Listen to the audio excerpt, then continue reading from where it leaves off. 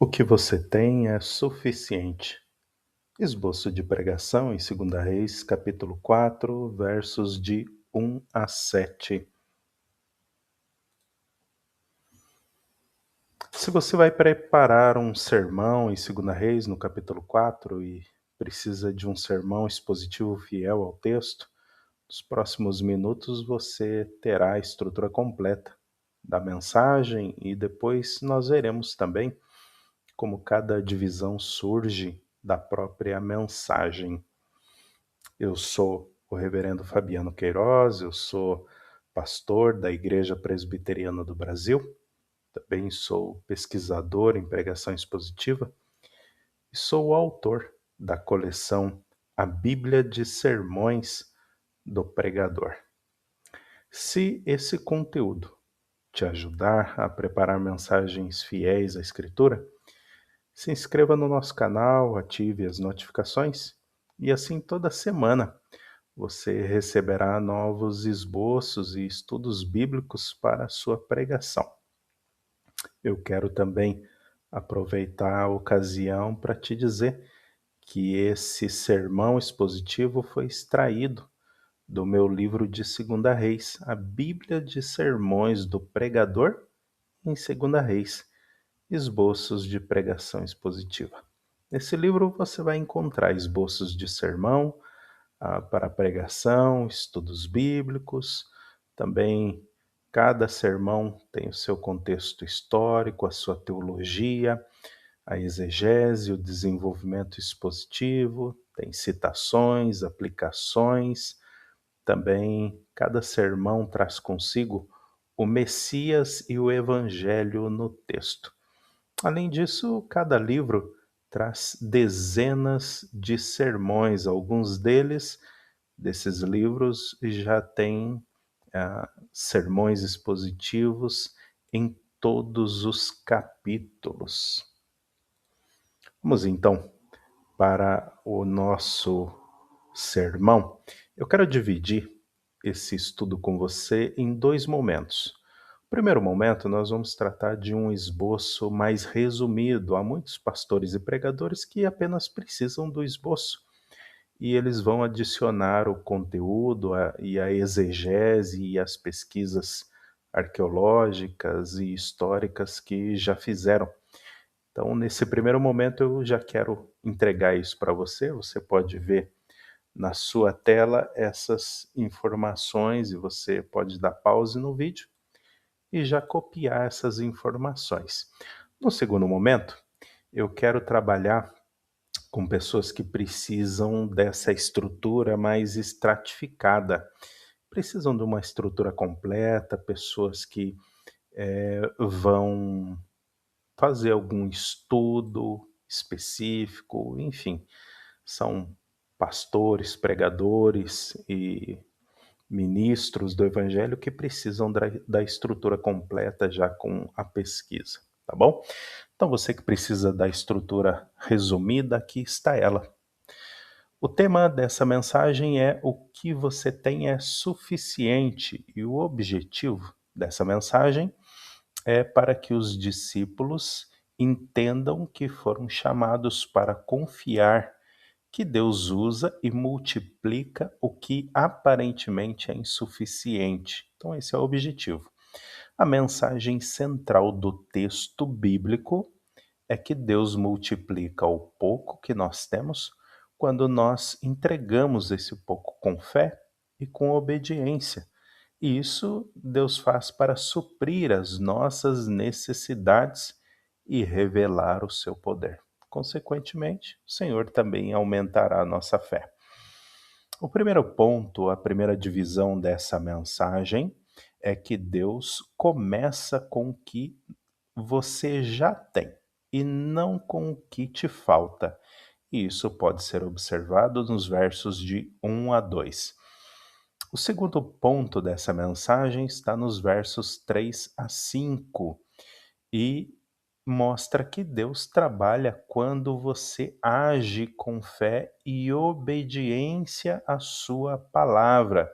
Então, se você ler os versos 3 a 5, você vai chegar a essa conclusão. Existe ali uma ação dessa viúva, uma ação de fé e de obediência à palavra profética. O terceiro ponto dessa mensagem está nos versos 6 a 7. E nós podemos sintetizar assim este ponto: Deus multiplica para além do que você imagina e mais do que você precisa. Versos 6 a 7 mostra que o nosso Deus é um Deus de abundância, ok? A introdução eu deixei então para o final, né? Um pouco antes da conclusão, porque é assim mesmo. Aos pregadores que de repente não têm tanta experiência, nós sempre colocamos a introdução no final do sermão. Então nós fazemos toda a pesquisa, todo o desenvolvimento e por fim nós fazemos a introdução. E você pode introduzir então esse texto da seguinte forma: todos nós já pensamos da seguinte maneira: ah, se eu tivesse mais. Ah, se eu tivesse mais tempo. Ah, se eu tivesse mais conhecimento, mais talento, mais dinheiro, eu poderia então fazer algo grande para Deus. Não é assim? Muitos de nós já pensaram assim e eu também já pensei assim. Mas o que o Senhor requer de nós não é o que nos falta, é o que nós já temos em mãos. A conclusão, então, desse esboço de pregação expositiva poderia ser sintetizada da seguinte maneira: Deus não está procurando pessoas com recursos ilimitados ou talentos perfeitos. Deus está procurando corações dispostos a dizer: Eis-me aqui, com o pouco que eu tenho, e este pouco pertence ao Senhor. Então, se você está buscando um esboço de pregação, aí está o esboço de pregação que você pode utilizar, e em seguida eu farei então aquilo que nós chamamos de estratificação. Eu vou passar então a trabalhar mais profundamente cada ponto do sermão para você que de repente quer estudar, que quer entregar um estudo bíblico na sua igreja, você que vai pregar expositivamente e que precisa do conteúdo, precisa de informações arqueológicas, o contexto histórico, contexto político, geográfico, enfim, muita coisa eu entregarei para você que pretende continuar comigo a partir daqui, então. Bom, vamos passar então a meditar mais profundamente em cada ponto dessa mensagem e eu vou explicando para você como essa mensagem vai se desenvolvendo, como se você fosse o meu seminarista, tá bom? Então, como eu já disse, o nosso texto bíblico é de 2 Reis, capítulo 4, versos de 1 a 7. O tema dessa mensagem, então, que eu escolhi é: o que você tem é suficiente, ou seja, a pessoa ela não deve ficar procurando coisas que ela não tenha, ela deve se apressar para fazer a obra do Senhor, para obedecer. Essa é a ideia aqui. O objetivo, então, deste nosso sermão é que os discípulos são chamados a confiar que Deus usa o que nós já temos e não aquilo que está nos faltando, não é verdade? Se algo estiver nos faltando, Deus vai nos dar para que nós, então, estejamos plenos e completos para executar a sua obra. Às vezes nós achamos que o que nós temos é insuficiente, mas não é. O que nós temos pode ser usado por Deus. A mensagem central do nosso texto é que Deus multiplica então o pouco que nós temos quando nós entregamos com fé e com obediência para suprir as nossas necessidades. Então, quando nós entregamos o que nós temos, mesmo que seja pouco, Deus nos honra e Ele vai suprir as nossas necessidades e Ele vai fazer isso também revelando o seu poder. A viúva, com apenas aquela pequena botija de azeite, viu Deus transformando escassez em abundância. Ela pôde pagar as suas dívidas e teve condições então de sustentar a sua família, mostrando que Deus usa o que nós já temos para realizar os seus feitos extraordinários. Este é o nosso Deus. Como introdução dessa mensagem, nós podemos introduzi-la desta maneira. Eu vou te mostrar a introdução e o sermão sequenciado, porque eu já terminei o sermão e toda a análise, mas a introdução é sempre feita por último no sermão, tá bom?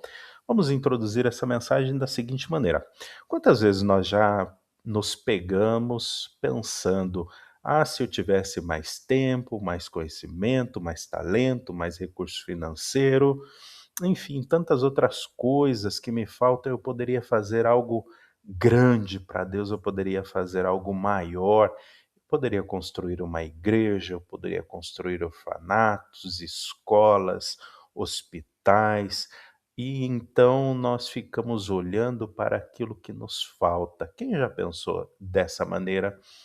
Aqui eu tenho certeza que muitos de nós já pensou assim. Nós vivemos em um mundo que nos faz acreditar que sempre está faltando algo, uma habilidade, uma oportunidade, às vezes coragem, às vezes recurso financeiro, às vezes não é o tempo, mas hoje eu quero que você ouça essa verdade que é libertadora. O que você tem nas mãos agora é suficiente para Deus trabalhar em você e através de você. Deus não está esperando nós termos mais. Ele está esperando nós entregarmos aquilo que nós já temos. Ele está esperando a disposição do nosso coração. Vamos então mergulhar nessa história familiar da Bíblia que nos mostra como Deus transforma o pouco em muito, mas isso quando nós confiamos no Senhor. Feito a introdução, então, meu irmão, nós passamos à narrativa do texto. Para que serve a narrativa? Ela serve para que o seu ouvinte entenda o texto. Você já deve ter lido esse texto muitas vezes, mas talvez o seu ouvinte não tenha tido a mesma oportunidade que você. Então, quando você entrega para o ouvinte a narrativa do texto, você o ajuda a compreender aquilo que está acontecendo no texto bíblico. Então, a narrativa nós podemos fazer da seguinte maneira: saindo da introdução, você entra direto na narrativa, sem dizer para o seu ouvinte narrativa, apenas prossiga da seguinte maneira. Meus irmãos, em 2 Reis, no capítulo 4, nós encontramos uma viúva em uma situação deveras desesperadora. Seu marido era um profeta e morreu. Ele deixou essa viúva com dívidas e também com seus filhos, e ela não podia pagar essas dívidas. Os credores ameaçavam levar os seus 2 filhos como escravo para pagamento dessa dívida. A lei de Moisés previa essa possibilidade. Essa mulher, então, desesperada, clama ao profeta Eliseu e pede a ele ajuda. Você já pensou se essa viúva tivesse te procurado? O que é que você faria? Será que você daria a ela o dinheiro? Será que você diria a ela, minha irmã, vem aqui, vamos orar por essa situação e Deus haverá de levantar o seu socorro? O que é que você faria? A resposta do profeta Eliseu é surpreendente. Ele não oferece dinheiro, ele também não oferece uma oração, mas ele oferece uma solução, e a solução é extraordinária. A solução é o poder de Deus em ação. O profeta então pergunta: o que é que você tem em casa? Isso está no verso 2. A viúva olha e diz: olha, eu não tenho nada, exceto uma pequena botija de azeite. Eliseu então instrui essa viúva a coletar vasilhas emprestadas com os vizinhos, fechar a porta e começar a derramar o azeite da botija que ela tinha, do pouquinho que ela tinha. Então, Começa o milagre, o azeite continua fluindo até que todas as vasilhas que ela tem estejam cheias. Ela vende o azeite, paga as dívidas e vive então com o resto que está sobrando. A viúva precisa trabalhar. Você deve observar isso. Ela ouve a instrução do profeta e ela precisa agir de acordo, ela precisa agir com fé e ela precisa agir rápido. Ela precisa participar do processo de milagre. O que parecia insignificante para ela e nas mãos dela, que era uma pequena botija de azeite, se torna então mais do que suficiente nas mãos do poderoso Deus. O pensamento que eu quero desenvolver com vocês então neste sermão, e a pergunta que nós vamos responder então, é como Deus pode usar recursos limitados para cumprir propósitos extraordinários. Meu irmão, minha irmã, você já pensou que Deus pode usar os seus recursos limitados e cumprir propósitos extraordinários? Já pensou nisso? Eu quero mostrar para você algumas curiosidades da arqueologia em relação a esse texto. O azeite, naquele momento, nas mãos daquela mulher e no século IX, funcionava como uma moeda corrente, produto essencial na economia de Israel. Há algumas escavações em vários sítios arqueológicos no Reino do Norte que mostram uma indústria bastante significativa de produção de azeite e de comércio de azeite, datados lá do século IX. Haviam e há, né, jarros e instalações de prensagens de azeitonas. Também foram encontrados esses jarros e esses instrumentos de prensagens em casas e em comércio.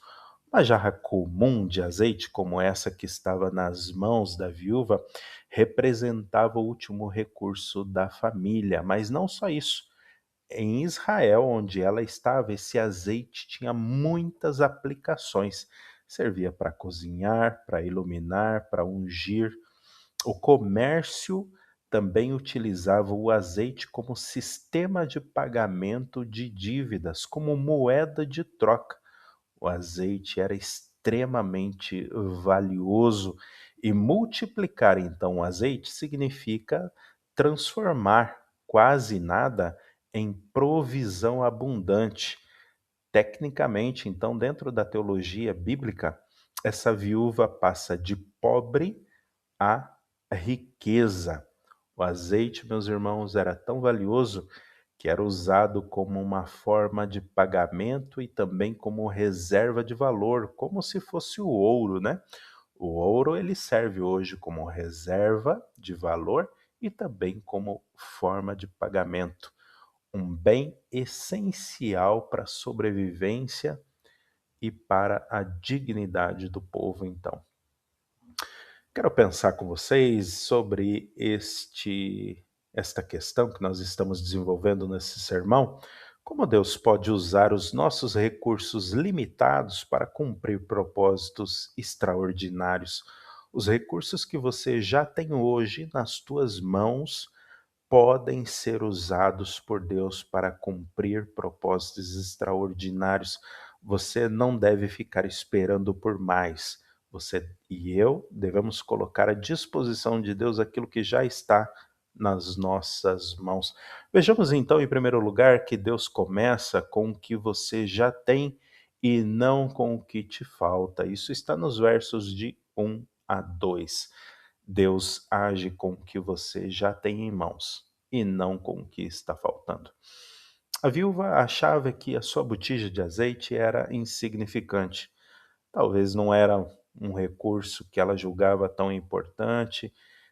Talvez você sinta o mesmo em relação àquilo que tem nas tuas mãos, em relação aos dons que você tem. Olha, eu não sou tão eloquente quanto fulano, eu não tenho uma formação tão avançada, eu só tenho um pouco de tempo livre, mas Deus, através do profeta, neste momento, não pergunta o que a viúva não tem.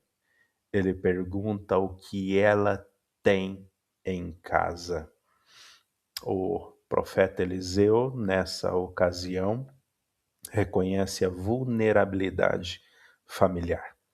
Quem deveria sustentar a família era o profeta, o marido dessa mulher, e ele havia morrido subitamente. O texto não nos diz o motivo, mas ele era responsável pelo sustento da casa. Em morrendo ele, essa viúva então fica na dependência de esmolas e na dependência de outras pessoas. Como as contas se avolumaram, ela tinha filhos pequenos, e estes filhos então poderiam ser tomados e levados como escravos até que a dívida fosse paga.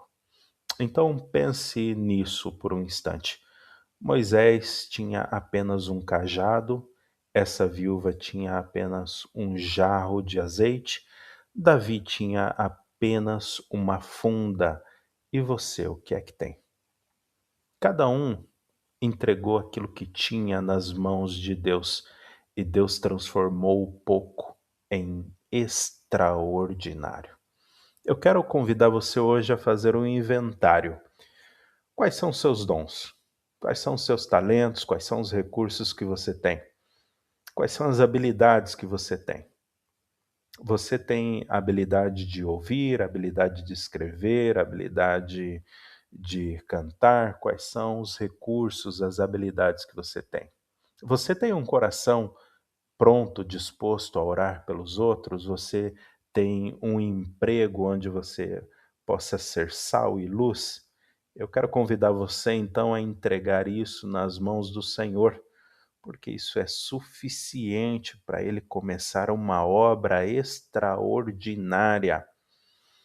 Em segundo lugar, meus irmãos, Deus trabalha quando você agir com fé e obediência à palavra profética.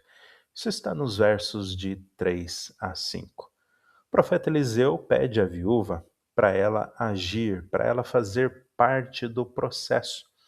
Ela deve ir até os seus vizinhos e coletar vasilhas, e então derramar o azeite nessas vasilhas, o azeite pouco que ela tinha em casa, e isso exige dela fé, exige dela obediência. Imagina por um instante essa viúva pensando: como é que eu vou encher outras botijas, outras vasilhas com o pouco que eu tenho?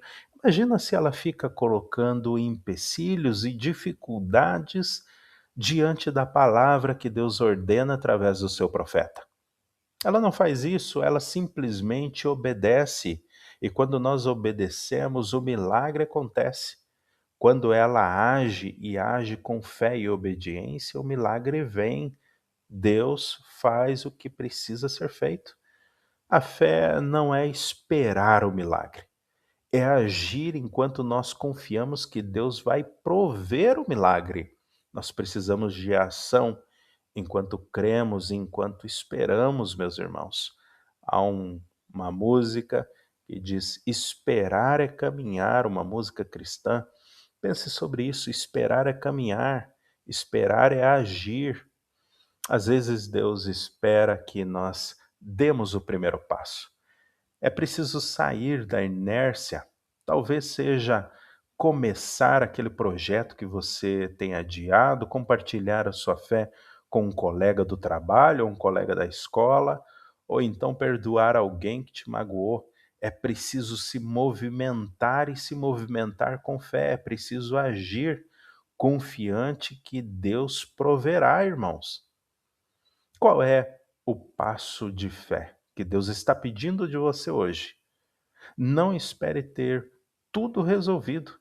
Comece com o que você tem agora, e Deus agirá de forma extraordinária.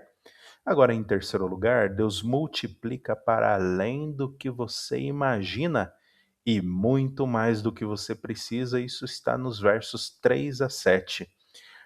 Além do que você imagina e mais do que você precisa. A viúva não apenas pagou as dívidas que ela tinha, ela e seus filhos viveram do que sobrou. Deus não apenas resolve o problema imediato, mas Deus provê com abundância, meus irmãos. Enquanto essa mulher colocava azeite nos vasos, em algum momento acaba os vasos e ela então não precisa mais do recurso. Deus está providenciando para além do que ela precisa. Isso também reflete Efésios, no capítulo 3, verso 20, que nos diz que Deus é capaz de fazer infinitamente mais do que tudo que pedimos ou pensamos. O nosso Deus é um Deus de abundância, irmãos, não de mesquinharia. Se você observar tudo que Deus criou na natureza, ele cria em abundância. O oxigênio é abundante, os animais é em grande quantidade, em abundância, as folhas das árvores, os jardins, os bosques, a água, os pássaros, os animais, tudo que Deus faz em abundância.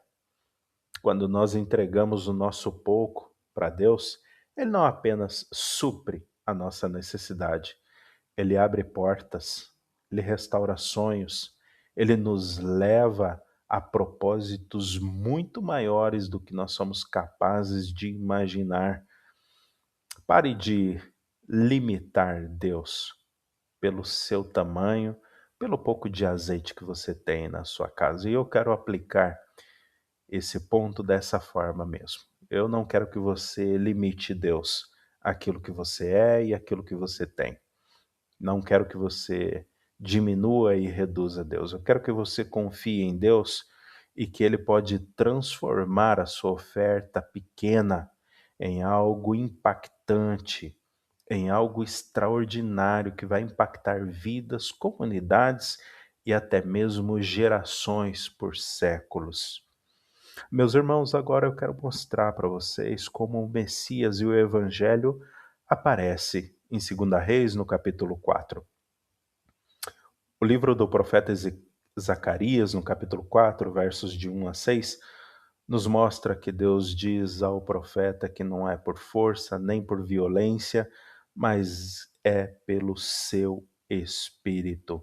Se você observar em Zacarias capítulo 4, versos de 1 a 6, e em muitos outros textos, como Isaías 61, nos versos de 1 a 3, o Espírito Santo, ele é sempre um tipo de azeite. Ele é identificado, o azeite na Bíblia é identificado como um tipo da pessoa do Espírito Santo.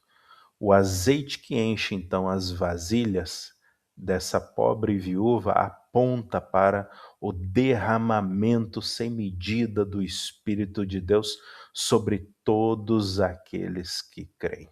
Todos aqueles que creem, segundo Efésios capítulo 2, versos 3 a 14, são selados com o Espírito Santo da promessa que Deus derrama de forma abundante sobre todos aqueles que creem. Assim como essa viúva, meus irmãos, tinha pouco, mas o suficiente para começar, o cristão tem em Cristo tudo aquilo que precisa. Jesus é esse azeite de alegria, como está em Isaías, capítulo 61, os versos de 1 a 3, derramado sobre corações quebrantados. O Senhor Jesus entra na sinagoga e abre o livro do profeta Isaías e lê exatamente esse texto. E o Senhor Jesus diz que o Espírito Santo foi derramado sobre ele sem medidas, para que ele console, para que ele conforte, para que ele sare quebrantados de espírito. A viúva pagou a dívida e ela viveu do restante. Da mesma forma, meus irmãos, Cristo paga a nossa dívida eterna e nos faz viver da abundância da sua graça. Da mesma forma que aquela viúva, hoje nós também somos ricos, não mais financeiramente, mas somos ricos a partir da graça e das bênçãos do nosso Senhor que recai sobre nós. Concluindo esse sermão, meus amados irmãos, Deus não está procurando pessoas com recursos ilimitados ou talentos perfeitos. Nosso Deus está procurando corações dispostos a dizer: Senhor, eis-me aqui com o pouco que eu tenho. Hoje eu quero desafiar você a parar de olhar para aquilo que está faltando, a parar de olhar para as dificuldades da sua vida, a parar de olhar para o seu tamanho e para o tamanho das coisas que você tem e a olhar para o tamanho do Deus a quem você serve. Comece a olhar para o que já está nas suas mãos e para o tamanho do nosso Deus. Comece com o que você já tem e não com o que te falta. Trabalhe quando você agir com fé e com obediência, Deus agirá. Multiplique. O Senhor nosso Deus vai multiplicar para além do que você imagina e mais do que você precisa. O nosso Deus começa com o que você já tem. Trabalha quando você agir com fé e obediência. E o nosso Deus multiplica para além do que você imagina e mais do que você precisa. Entregue o que você já tem a Deus agora, e Ele transformará o seu pouco em muito, para a glória da sua graça. Meus irmãos, chegamos ao final deste esboço de pregação expositiva em 2 Reis, no capítulo 4. Se você foi abençoado por este sermão, eu quero convidar você a se inscrever no nosso canal, a compartilhar esta mensagem também nas suas redes sociais e, eventualmente, se você tiver condições, adquira o nosso livro, Esboços de Pregação em 2 Reis, a Bíblia de Sermões do Pregador. Eu vou deixar na descrição do nosso canal os links para que você então tenha conhecimento dos nossos livros. Que Deus te abençoe e até a próxima.